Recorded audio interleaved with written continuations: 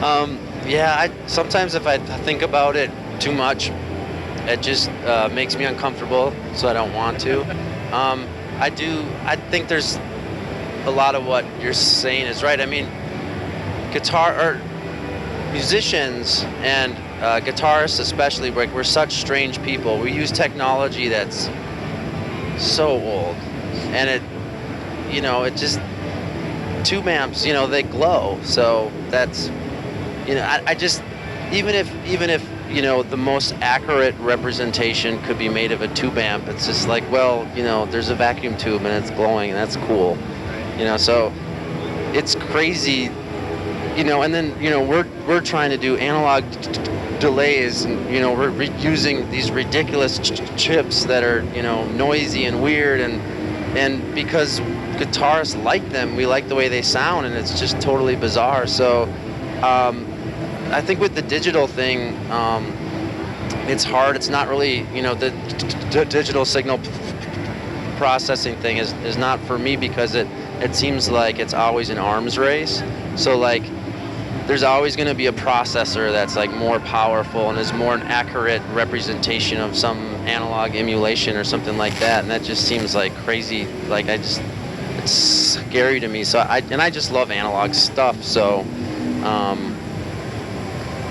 I hope that guitarists continue to be irrational and weird like me, I guess.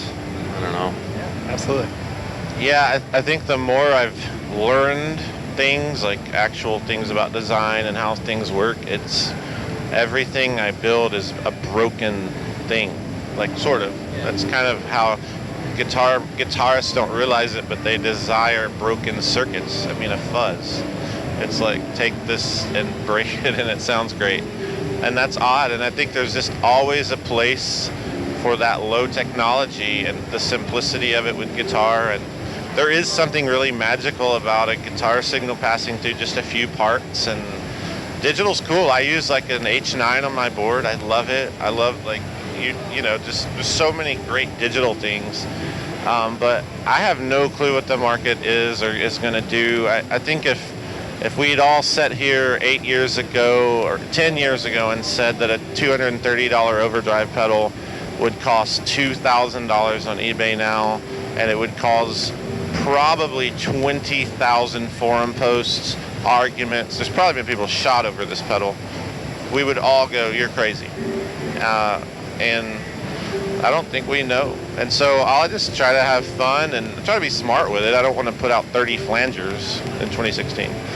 But like, the things I've had the most fun with, like the color box, for instance, it sells the best, and it's weird, and I just wanted to do it, and I want to do more of that, and it's scary, but yeah, I don't think we can know. And I've tried, we're doing the 500 series now, kind of playing with that, like John's talking about vocals and different instruments.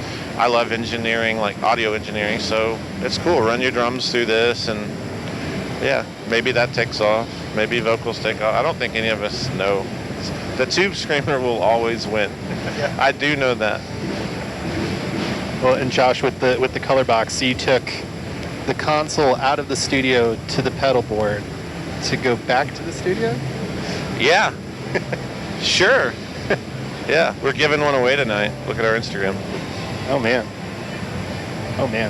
All right, let's do one more question, and then we'll see if there's time for a couple questions. If you could go back in time and you could have designed one pedal, what would it be? Not based on current resale value, just because you love the pedal. I was going to say clone. Oh man, if I could have designed one pedal. You could have designed it. You see that pedal now and you're like, gosh, if only I would have done that.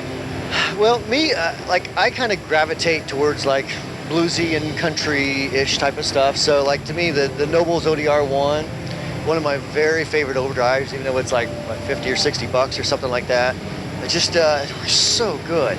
A lot of people have done some clones of it, and I still don't think they even approach how good the original is, minus the bypass. But I mean, the actual circuit when it's on, yeah, it's just so great for that stuff. So sometimes I wish my last name was Nobles. Sure, sure, absolutely. John? I'd go back in time and design my tapo room. No, I'm just kidding. Um, I would probably go way back in time and design the Roland Jet Phaser.